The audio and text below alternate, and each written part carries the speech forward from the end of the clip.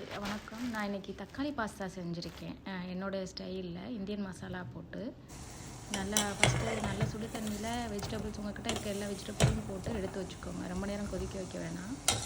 போட்டு ஓரளவு 2 மினிட்ஸில் எடுத்துருங்க.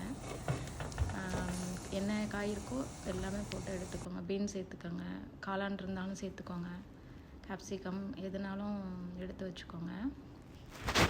ரொம்ப நேரம் வேக வைக்க வேணாம் காயை. அப்புறம் அதே சுடு தண்ணியில் பாஸ்தாவை போட்டு ஒரு 8 மினிட்ஸ் நல்லா வேக வைங்க. பாஸ்தா நல்லா வேகட்டும். வெந்து எடுத்ததுக்கப்புறம் அதில் எண்ணெயை ஊற்றி நல்லா கிளறி விட்டுக்கோங்க. அப்போ தான் ஒட்டாமல் இருக்கும். ஒரு கடாயில் ஆனியன் 2 ஆனியன் போட்டுங்க. நல்லா போட்டு கோல்டன் ப்ரௌன் வரைக்கும் வதக்கிக்கிட்டு அதில் கார்லிக் நல்லா சீவன கார்லிக்கை போட்டு நிறையாவே சேர்த்துக்கோங்க. கார்லிக் நல்லாயிருக்கும். அப்புறம் தக்காளி ஒரு 4 தக்காளியை மிக்சியில் அரைச்சிட்டு பியூரியாக அரைச்சி அதில் மிக்ஸ் பண்ணிக்கிட்டேன்.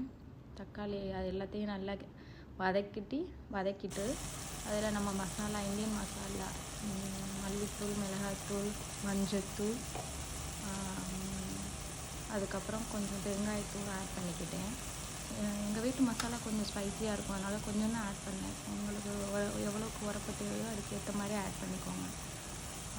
பாப்பா ரொம்ப சாப்பிட மாட்டா உரப்பு, அதனால் நான் கொஞ்சம் தான் ஆட் பண்ணிக்கிட்டேன். ஸோ அந்த மசாலாலாம் போட்டுட்டு நல்லா கிளறி விட்டுட்டு அதுக்கப்புறம் எவ்வளோ உரப்பு தேவையோ அதுக்கேற்ற மாதிரி ஆட் பண்ணிக்கோங்க. பெப்பர் கூட ஆட் பண்ணிக்கோங்க வேணும்னா. நல்லா வதக்கிட்டு தண்ணி ஊற்றி உப்பும் கொஞ்சம் சேர்த்து நல்லா சுண்டை வற்ற விட்டுடுங்க. மூடியை போட்டு நல்லா வற்ற விட்டுடுங்க.